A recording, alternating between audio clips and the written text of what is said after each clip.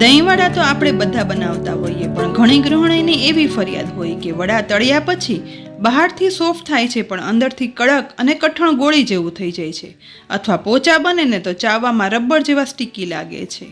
વર્ષોથી હું કોઈ પણ ટ્રીક કે ટિપ્સ વગર નાની નાની બાબતોનું ધ્યાન રાખી દહીં વડા બનાવું છું, જે અંદર સુધી સોફ્ટ રૂ જેવા પોચા એકદમ સફેદ અને ફરસા બને છે. તો આજે આપણે પરફેક્ટ માપ સાથે એકદમ સોફ્ટ બને ને તેવા દહીં વડા બનાવીએ.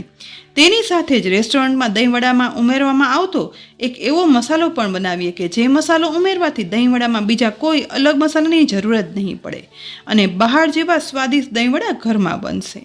અને આ દહીં વડાની રેસીપી માટે હું પર્સનલી કહીશ કે આ રેસીપી અંત સુધી જોઈ અને એક વખત તો આ દહીં વડા અને તેનો મસાલો ઘરે જરૂરથી બનાવજો જ. દહીં વડા બનાવવાની શરૂઆત આપણે વડાથી કરશું, જેના માટે એક પોળા બાઉલમાં 1 કપ મગની દાળ ઉમેરશું. તેની સાથે 1/4 કપ અડદની દાળ ઉમેરશું અને 1/4 કપ સૂકી ચોળી ઉમેરશું. હવે આ ત્રણેય વસ્તુ ડૂબે એટલું પાણી ઉમેરી દેવાનું છે. પાણી ઉમેરી હવે હાથ વડે ઘસી અને સાફ કરશું. તમે કહેશો કે દહીં વડામાં વળી ચોળી શું કામ ઉમેરી? પણ હજુ સુધી તમે જો અડદ દાળ કે મગ દાળના દહીં વડા બનાવતા હોય ને તો એક વખત આ માપ પ્રમાણે ચોળી ઉમેરી અને આગળ અહીં બતાવવામાં આવે ને તે રીત અનુસરી અને વડા બનાવજો. પછી તમારી વડાને અંદરથી કડક રહેવાની ફરિયાદ દૂર થઈ જશે.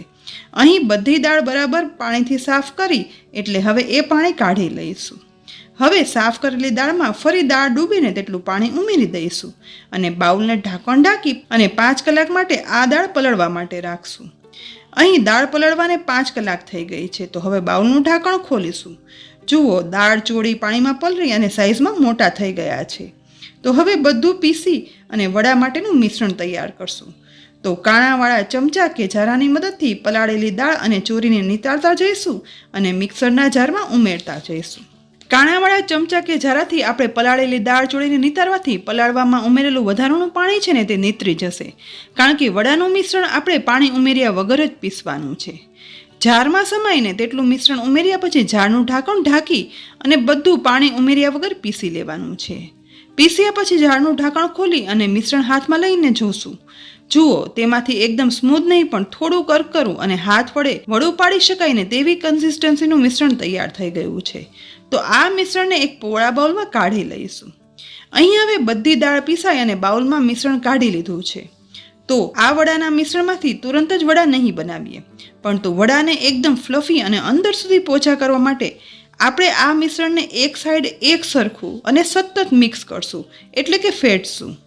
આ રીતે વડાના મિશ્રણને સતત એક બાજુ વિસ્ક કરવાથી આ મિશ્રણમાં અંદર એર ભરાશે અને મિશ્રણ મિક્સ કરવાથી તે કલરમાં એકદમ ઉજળું અને સફેદ દૂધ જેવું થશે, જેથી આ મિશ્રણમાંથી બનતા દહીં વડામાં બેકિંગ સોડા ઉમેરવાની જરૂર જ નહીં રહે અને વડા અંદર સુધી સોફ્ટ અને એકદમ સફેદ બનશે. લગભગ 3 થી 4 મિનિટ સુધી વિસ્ક કર્યા પછી મિશ્રણમાં એર ભરાઈ મિશ્રણ થોડું ફૂલી ગયું છે અને કલરમાં પણ વધારે સફેદ થયું છે. બસ, વડા માટેનું આવું મિશ્રણ તૈયાર થાય ને એટલે હવે તેમાં 1 ટીસ્પૂન મીઠું ઉમેરી દેવાનું છે. સાથે 3/4 ટીસ્પૂન જીરું પણ ઉમેરી દઈશું. બંને ઉમેરાઈ ગયા પછી વડાના મિશ્રણમાં એકદમ સરસ રીતે મિક્સ કરવાનું છે.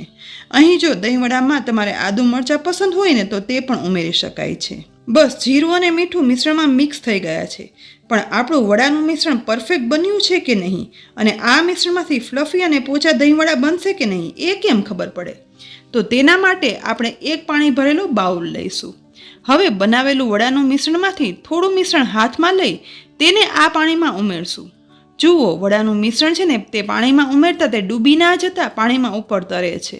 બસ, ભીસ થયેલું મિશ્રણ પાણીમાં તરતું રહે ને આવું મિશ્રણ તૈયાર થાય ને એટલે આમાંથી બનતા વડા છે ને તે એકદમ ફ્લફી અંદર સુધી સોફ્ટ બનશે. તો હવે વડા પણ તળી લઈએ. ગેસની લો ટુ મીડિયમ ફ્લેમ પર ગરમ થતા તેલમાં હાથ વડે હવે વડા પાડશું. અહીં વડા તેલમાં પાડતા જ જુઓ તુરંત જ તેલમાં ઉપર તરવા લાગે છે. તો આ રીતે ધીમે ધીમે કઢાઈમાં સમાઈને તેટલા વડા તેલમાં પાડી લેવાના છે.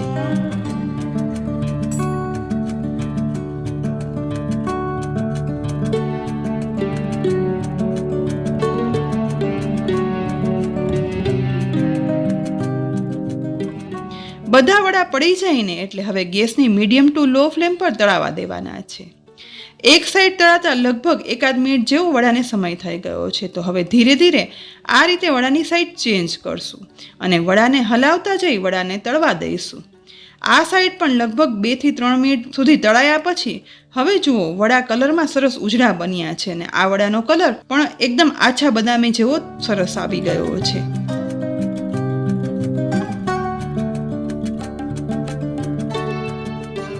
એકદમ સરસ વડા તળાઈ ગયા છે. તો હવે તેલમાંથી આ બધા વડા બહાર કાઢી અને ડીશમાં ટિશ્યુ પેપર પર કાઢી લઈશું, જેથી તેમાંથી વધારાનું તેલ પણ શોષાઈ જાય. એકદમ સોફ્ટ ઉજળા વડા બની અને તૈયાર થઈ ગયા છે. તો હવે બાકીના બેટરમાંથી પણ વડા પાડી લઈશું અને તેને પણ તળી અને તૈયાર કરી લેવાના છે. અહીં જુઓ હવે બધા વડા બની અને તૈયાર થઈ ગયા છે, પણ તળાયા પછી હજી આ વડા ગરમ છે, માટે અત્યારે તેને પાણીમાં નહીં પલાળીએ, પણ થોડા એવા ઠંડા થવા દઈશું. વડા ઠંડા થાય છે ને એ દરમિયાન દહીં વડાનું દહીં પણ બનાવી લઈએ, જેના માટે મેં અહીં 1 કિલો મલાઈવાળું ઘાટું દહીં લીધું છે. હવે આ દહીંમાં આપણે ખાંડનો પાવડર લગભગ 150 ગ્રામ જેટલો ઉમેરશું. ખાંડ ઉમેર્યા પછી આ દહીંને આપણે વિસ્ક કરશું, પણ અહીં દહીં વડાનું દહીં સ્મૂથ કરવા માટે ક્યારેય પણ મિક્સરમાં પીસવાનું નહીં કે પછી બ્લેન્ડરમાં બ્લેન્ડ પણ નહીં કરવાનું, નહીં તો આ ઘાટું દહીં છે ને તે પતલું થઈ જશે. માટે આપણે ખાંડ ઉમેરી સતત આ રીતે વિસ્ક કરશું. માત્ર 2 મિનિટ વિસ્ક કર્યા પછી જુઓ એકદમ સ્મૂથ કન્સિસ્ટન્સીનું થીક ગળ્યું દહીં બની અને તૈયાર થઈ ગયું છે. તો હવે તૈયાર થયેલા દહીંને ઠંડુ કરવા માટે આપણે ફ્રીઝમાં રાખી દેવાનું છે. ગળ્યું દહીં બનાવ્યું ને એ દરમિયાન વડા છે ને તે એકદમ ઠંડા થઈ ગયા છે. તો હવે આ વડામાંથી એક વડાના ટુકડા કરશું. વડાના ટુકડા થઈ જાય ને એટલે હવે એક ટુકડાને પ્રેસ કરશું. જુઓ વડા એકદમ પ્રેસ થઈ જાય છે, એટલે કે પાઉંભાજીના બન જેવા સોફ્ટ વડા થયા છે. વળી એકદમ પ્રેસ કરતાં પ્રેસ થઈ ફરી પાછા મૂળ શેપમાં આવી જાય છે. તેના પરથી તમને ખ્યાલ આવી જશે કે વડા એકદમ અંદર સુધી સોફ્ટ ફ્લફી થયા છે. હવે આ વડાને આપણે પલાળી પણ લઈએ. તો તેના માટે એક પોળો બાઉલ અડધો ભરાઈ જાય ને તેટલું પાણી ઉમેરશું. પાણી ઉમેર્યા પછી 1 વાટકી ભરી ખાટી છાશ ઉમેરશું, જેથી પાણીમાં છાશ મિક્સ થઈ જાય અને છાશમાં પલાળેલા વડા છે ને તે બહુ જ અલગ અને બહાર જેવા સ્વાદના થશે. હવે પાણી અને છાશના મિશ્રણમાં અડધી ટીસ્પૂન હિંગ ઉમેરશું, સાથે અડધી ટીસ્પૂન મીઠું પણ ઉમેરશું. બંને ઉમેરાઈ જાય ને એટલે હવે તેને ચમચા વડે મિક્સ કરી દઈશું. જો અત્યાર સુધી તમે ફક્ત પાણીમાં જ વડા પલાળતા હોય ને તો આ રીતે એક વખત પાણીમાં છાશ, હિંગ, મીઠું ઉમેરી અને વડા પલાળજો. એકદમ માર્કેટ જેવા સ્વાદના વડા પલળશે અને હિંગ અને મીઠાના કારણે અંદર સુધી સ્વાદ અને ફ્લેવર બંને આવશે. હવે આ મિશ્રણમાં સમાઈને તેટલા વડા ઉમેરી દઈશું.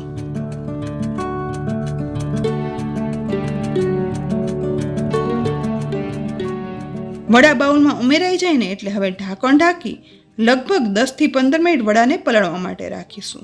અને વડા પલળે છે ને એ દરમિયાન દહીં વડા પર સ્પ્રેડ કરવાનો સ્પેશિયલ મસાલો બનાવી લઈએ, જેના માટે ગેસની લો ફ્લેમ પર ગરમ થતા તવામાં 2 ટીસ્પૂન જીરું ઉમેરશું, સાથે 1 ટીસ્પૂન અજમો પણ ઉમેરી દેવાનો છે. હવે બંનેને મિક્સ કરતા જઈ ગોલ્ડન બ્રાઉન થાય ને તેવા શેકવાના છે. લગભગ 1 થી 1.5 મિનિટ સુધી સતત મિક્સ કરી અને શેકાતા હવે જીરું અને અજમો શેકાવાની સુગંધ આવવા લાગી છે અને એ બંનેનો કલર પણ ચેન્જ થવા લાગ્યો છે. તો આ સમયે ગેસની ફ્લેમ બંધ કરી દઈશું, પણ હજી ગેસનો તવો ગરમ છે, માટે શેકાતા જીરું અને અજમામાં 1 ટીસ્પૂન મરી પાવડર ઉમેરશું, સાથે 1 ટીસ્પૂન લાલ મરચું પાવડર ઉમેરશું, અડધી ટીસ્પૂન સંચળ પાવડર પણ ઉમેરશું અને અડધી ટીસ્પૂન મીઠું પણ ઉમેરી દેવાનું છે. અહીં જો ફુદીનાનો પાવડર હોય ને તો તે પણ 1 ચમચી ઉમેરી દેવાનો છે, પણ આ પાવડર ઉમેરવો ઓપ્શનલ છે, માટે મેં નથી ઉમેર્યો. હવે તવો ગરમ છે ને ત્યારે ઉમેરેલો મસાલો છે ને તે જીરું અજમા સાથે મિક્સ કરતા જઈ અને શેકશું, જેથી મસાલો છે ને તે બધા મસાલામાં મિક્સ થઈ અને શેકાઈ પણ જાય. માત્ર અડધી મિનિટ જ મિક્સ કરતાં હવે બધું સરસ મિક્સ થઈ શેકાઈ ગયું છે અને મસાલા શેકાવાની સુગંધ પણ આવવા લાગી છે. તો હવે તવા પર શેકાયેલા મસાલાને આપણે ઓરસિયા પર લઈ લઈશું. બધો મસાલો ઓરસિયા પર લઈ અને સહેજ એવો ઠંડો થવા દઈશું. હવે હાથ અડકી શકાય ને તેવો મસાલો ઠંડો થઈ ગયો છે, તો પથ્થર વડે આ મસાલાને આવી રીતે વાટી લેવાનો છે. પણ જો તમારે મસાલો બનાવવા માટે ઓરસિયો ના હોય ને તો ખાણી દસ્તામાં મસાલો વાટી શકો છો, અથવા તો કાંઈ પણ ના હોય ને તો છેલ્લે કિચન સ્ટેન્ડ પર મસાલો ઉમેરી અને વેલણ વડે વાટી શકાય છે, જેથી મસાલાનો એક ઓરિજિનલ સ્વાદ ડેવલપ થાય છે. પણ હા, યાદ રાખીને આ મસાલો પીસવા માટે ક્યારેય મિક્સરનો તો ઉપયોગ કરવાનો જ નહીં, કારણ કે તેનાથી મસાલાનો જોઈએ ને તે સ્વાદ તો આવશે જ નહીં. મસાલો વાટવો સહેજ અઘરો લાગશે, પણ શેકેલા મસાલો છે ને તે તુરંત જ વટાઈ જાય છે. અને વળી આ રીતે બનાવેલો મસાલો તમે એક વખત બનાવી અને એરટાઇટ જારમાં ભરી દો ને તો ફક્ત દહીંવડામાં જ નહીં પણ તો બીજા ગમે તે ચાટને મજેદાર બનાવશે અને 1 મહિના સુધી સારો પણ રહેશે. માટે આ વખતે આ દહીંવડા સાથે આ મસાલો તો જરૂરથી બનાવજો. તમે આ મસાલો ઉમેરીને દહીંવડાનો સ્વાદ ચાખશો ને તો ઓટોમેટિક અનોખો સ્વાદ અને વધારે સ્વાદિષ્ટ બનશે અને તમને ખ્યાલ પણ આવી જશે. અહીં મસાલો વટાઈ ગયો છે, તો હવે વટાયેલા મસાલાને અત્યારે એક બાઉલમાં કાઢી લઈશું. હવે સાથે તેમાં 1 ટીસ્પૂન ચાટ મસાલા પાવડર પણ ઉમેરશું અને ચાટ મસાલાને મસાલામાં મિક્સ કરી દઈશું. તો દહીંવડાનો સ્પેશિયલ મસાલો બની અને તૈયાર છે. દહીંવડામાં ફક્ત એક જ આ મસાલો છે ને તે દહીંવડાનો સ્વાદ બમણો કરી નાખે છે. અહીં મેં મસાલો બનાવ્યો ને એ દરમિયાન બીજી સાઈડ વડા પણ છાશના પાણીમાં પલળી ગયા છે અને તમે જોઈ શકો છો કે તે ફૂલી અને મોટા થયા છે. સાથે બહાર મળે ને તેવા વધુ સફેદ અને ઉજળા થયા છે. અને પલાળેલી વડાની બાજુમાં તળેલા વડા રાખ્યા છે, એટલે બંનેમાં રહેલો ડિફરન્સ તમને ઓટોમેટિક ખ્યાલ આવી જશે. તો હવે છાશના પાણીમાં પલાળેલા વડાને આપણે પાણીમાંથી બહાર કાઢી અને પ્રેસ કરી નીતાળશું. અહીં વડાને વધારે પ્રેસ નહીં કરીએ, પણ ફક્ત તેમાંથી પાણી નીતરી જાય ને એટલું જ પ્રેસ કરવાનું છે. બસ વડામાંથી પાણી નીકળી જાય ને એટલે વડાને એક ડીશમાં રાખી દઈશું. પણ આ રીતે વડા નીતારવા ના હોય ને તો બીજી પણ એક રીત છે. છાશમાંથી વડાને કાઢી આ રીતે બંને હાથની હથેળી વડે પ્રેસ કરીને પણ વડાને આ રીતે નિસ્તારી શકાય છે. બધું પાણી નીકળી ગયા પછી વડાના ટુકડા કરશું. જુઓ અંદર સુધી કેટલું સોફ્ટ વડું રહ્યું છે. તો આ રીતે તમારી પસંદગી પ્રમાણે વડાને પાણીમાંથી નિતારી અને ડીશમાં બહાર કાઢતા જવાના છે. હવે ઠંડા દહીંવડાની ડીશ પણ પીરસી લઈએ. તો તેના માટે ડીશમાં પાણીમાંથી નિતારેલા વડા છે ને તે પહેલાં પીરસી દઈશું. ડીશમાં સમાઈ જઈને તેટલા વડા પીરસાઈ ગયા છે, એટલે હવે તેના પર ઠંડુ ક્રીમી ગળ્યું દહીં પણ વડામાં ઉમેરી દેવાનું છે. દહીં વડે વડા કવર થઈ જાય ને પછી કોથમીર મરચાંની લીલી ચટણી ઉમેરશું. લીલી ચટણી ઉમેર્યા પછી તેમાં ખજૂર આમલીની ખાટી મીઠી ચટણી પણ ઉમેરી દેવાની છે. સ્વાદ પ્રમાણે ચટણી ઉમેરાઈ જાય ને એટલે હવે દહીંવડાનો સ્પેશિયલ મસાલો પણ ઉપરથી સ્પ્રેડ કરી દઈશું. સ્વાદ પ્રમાણે આ મસાલો ઉમેર્યા પછી હવે એક પણ વધારે મસાલો ઉમેરવાની જરૂર નથી રહેતી અને દહીંવડા રેસ્ટોરન્ટમાં બને ને તેટલા સ્વાદિષ્ટ બને છે. હવે ઉપરથી થોડા એવા દાડમના દાણા ઉમેરશું અને છેલ્લે સમારેલી કોથમીર વડે દહીંવડાને ગાર્નિશ કરી દઈશું. આવી ગરમીમાં ઠંડા આવા દહીંવડા મળતા હોય તો કોણ ખાવાની ના પડવાનું છે? કોઈ જ નહીં. ઠંડા એકદમ ફ્લફી અને અંદરથી એકદમ પોચા વળી બનાવેલા મસાલાના કારણે રેસ્ટોરન્ટ જેવા સ્વાદના દહીંવડા બની અને તૈયાર છે. તો ફ્રેન્ડ્સ, ફક્ત નાની બાબતોનું ધ્યાન રાખી આ રીતે તમે એક વખત દહીંવડા બનાવશો ને તો ઘરમાં બધાને ચાખ્યા પછી રેસ્ટોરન્ટના દહીંવડા તો ખાવાનું જ ભૂલી જશે. તો આ ઉનાળાની ગરમીમાં ઠંડા એકદમ સોફ્ટ સ્વાદિષ્ટ દહીંવડાનો તેના સ્પેશિયલ મસાલા સાથે જરૂરથી બનાવજો. અને રેસિપી જો ખરેખર ગમી હોય ને તો લાઈક કરી અને શેર કરજો. સાથે જ અમારી ચેનલને સબસ્ક્રાઈબ પણ કરી લેજો, જેથી આવનારી દરેક ઉપયોગી રેસિપી તમે જોઈ શકો. આ સાથે જ બધી રેસિપી સોશિયલ મીડિયા પર જોવા માટે અમારા ફેસબુક પેજને લાઈક કરજો, જેથી આ બધી રેસિપી તમે ફેસબુક પર પણ જોઈ શકો. ફરી મળશું એક ઉપયોગી રેસિપી સાથે. ત્યાં સુધી આવજો.